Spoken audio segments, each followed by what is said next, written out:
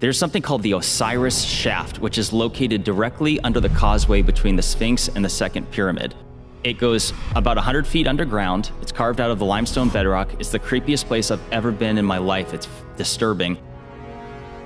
So it's 3 different shafts, and you go down, and here's where it gets, this is the crazy part. When you get to the 3rd level, which is completely dark and freaky, there was a side tunnel. Zahi Hawass himself, there was a documentary, went down there, and he's standing in front of this tunnel that went sideways, and he says, it's yet to be explored, and I don't know what's down there, but Joe, they've since sealed it up. It's like cinder blocks, they sealed it up. What? Yes!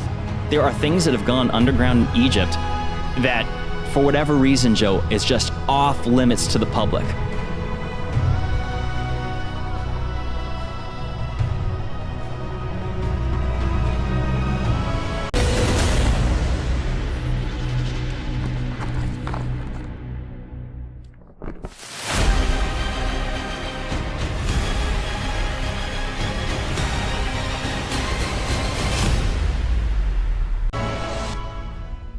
Beneath the Giza Plateau, near the Great Sphinx and pyramids, lies a mysterious structure that may reshape our understanding of ancient Egypt.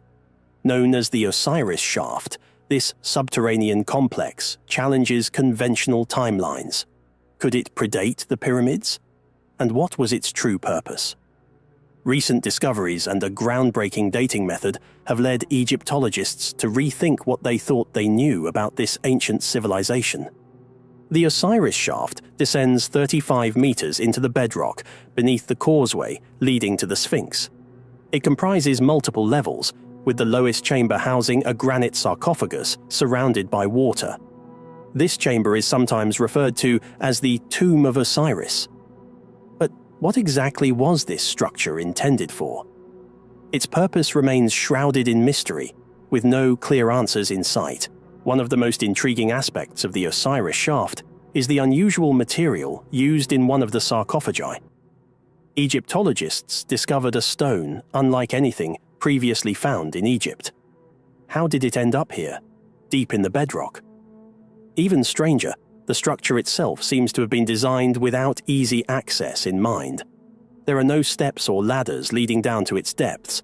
The ones installed now were placed there by modern archaeologists, suggesting that the ancient builders had no intention of facilitating frequent visits. The logistics of moving the massive sarcophagi, some weighing up to 40 tons, further deepen the mystery. How were they lowered with such precision into the shaft, which itself was not designed for easy entry or exit? The precision required to lower these gigantic objects without error suggests a technological ability that we do not fully understand. One sarcophagus found on the 2nd level was particularly remarkable. It was covered in a thin film of bitumen, with a metallic coating beneath it. This metal, containing elements like lead and zinc, is puzzling. Why use a metallic coating inside a sarcophagus?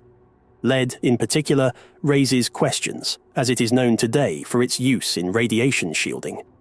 Could the ancient Egyptians have been aware of this? Moreover, measurements showed unusually high levels of gamma radiation inside the sarcophagus, further hinting at a function beyond burial. The method used to date one of these sarcophagi, called optical thermoluminescence, measures the last time the stone was exposed to light. The results suggested a date as far back as 3,350 BCE, centuries before the accepted construction dates of the pyramids. This implies that the Osiris Shaft could predate the pyramids and the earliest dynasties of Egypt. What's even more curious is the material of one sarcophagus, dacite, an igneous rock not found anywhere in Egypt. In fact, after consulting with geologists, it was confirmed that there are no significant dacite deposits in Africa large enough to produce a sarcophagus of this size. This means the stone was transported from outside the continent, perhaps from Europe or the Black Sea.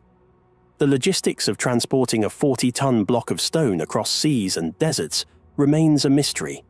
Why didn't the builders use locally sourced granite or basalt, which would have been far easier to acquire? This discovery challenges long-standing views on ancient Egypt's chronology. The dating method used reveals a time well before the pyramids, offering a glimpse into a distant past. Could the Osiris Shaft represent the work of a forgotten civilization, one whose achievements have been lost to time? As we explore the depths of the shaft, more questions emerge. Was the shaft's design deliberate, meant to preserve the dead using unknown methods? Could the high radiation levels within the sarcophagi have played a role in ancient preservation techniques? The builders of this structure may have known things we have yet to uncover.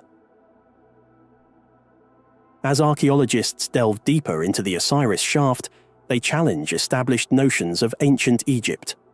On the third and deepest level, a stone island surrounded by water holds yet another granite sarcophagus. This time, the sarcophagus is made of granite, a material more common in Egyptian structures. However, its location deep underground and surrounded by water raises further questions. This sarcophagus dates to around 2370 BCE, placing it in the Old or Middle Kingdom. Interestingly, the design of the third level seems to be a later addition to the shaft, suggesting the site may have been used and modified over centuries. If true, this means the Osiris Shaft was considered important long before the time of the pyramids. One of the most intriguing features of the third level is the water system. A meticulously shaped canal surrounds the chamber, and the water level appears to be maintained at a precise depth. How did the builders engineer such a system over 100 feet underground? The bedrock in this area is solid, making natural water leaks unlikely. This suggests that the builders tapped into a hidden water source, possibly through an underground channel or spring. At the Osirian, another ancient Egyptian site, similar subterranean water channels have been discovered, indicating that the ancient builders had advanced knowledge of hydroengineering. Water was often seen as a source of life and regeneration, and its presence in the Osiris Shaft may have had symbolic significance in ancient rituals related to death and rebirth. This brings us to the connection between the shaft and Osiris, the Egyptian god of the dead and the underworld. According to myth, Osiris was resurrected in a sarcophagus placed on an island surrounded by water. The third level of the shaft closely mirrors this imagery. Could the builders have been trying to replicate the tomb of Osiris? Or was this part of a deeper religious practice? Oddly, the sarcophagi found in the Osiris Shaft are devoid of inscriptions, which is unusual for ancient Egyptian tombs. This absence of hieroglyphs has led some scholars to suggest that these sarcophagi were not intended for traditional burials, but served a different, perhaps secretive, purpose. Adding to the mystery, researchers detected significant levels of radiation inside the sarcophagi.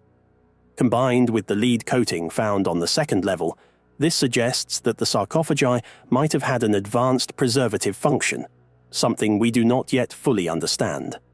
If the ancient Egyptians had knowledge of radiation's effects on preservation, it would represent a technological leap far beyond what we currently attribute to their civilization. Beyond the physical mysteries, the Osiris Shaft raises important questions about the origins of Egyptian civilization. The dating of the second-level sarcophagus to as early as 3350 BCE points to a pre-dynastic origin, making the shaft one of the oldest structures in Egypt. As we continue to investigate the Osiris Shaft, the possibility of discovering hidden chambers, artifacts, or tunnels remains high. The Osiris Shaft is rewriting our understanding of ancient Egypt and perhaps even pointing to a forgotten chapter in human history.